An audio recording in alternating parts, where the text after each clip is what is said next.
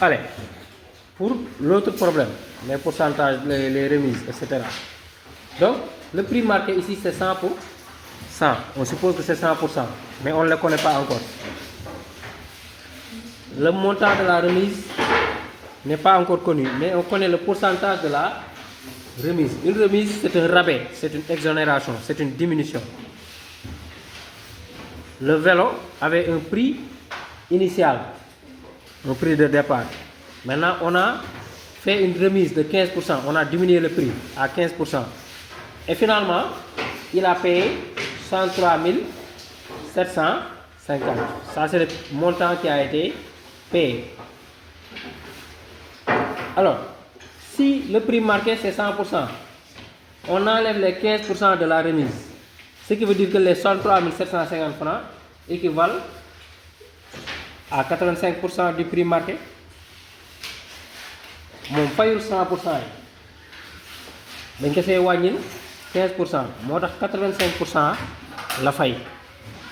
85% yoyu moy 63 750. Mom la def 63 750, 85%. Montant payé. Maintenant, à combien s'élève le montant initial, c'est-à-dire les 100%? On fait la règle de 3. 63 750 fois 100 sur 85.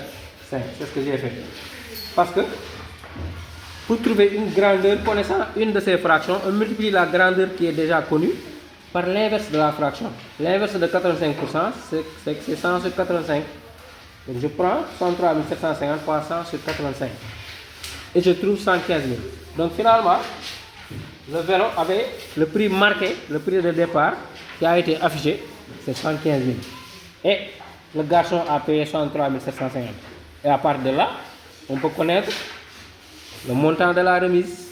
Ñaata lañ ko wañil li mo nekkon prix vélo mom li la fay kon ñaata lañ ko wañil ma jël prix initial bi prix marqué bi moins ce qu'il a payé 103 750 et il reste 11 250. Ça c'est le montant de la remise li lañ ko delloo li lañ dindi ci prix initial bi.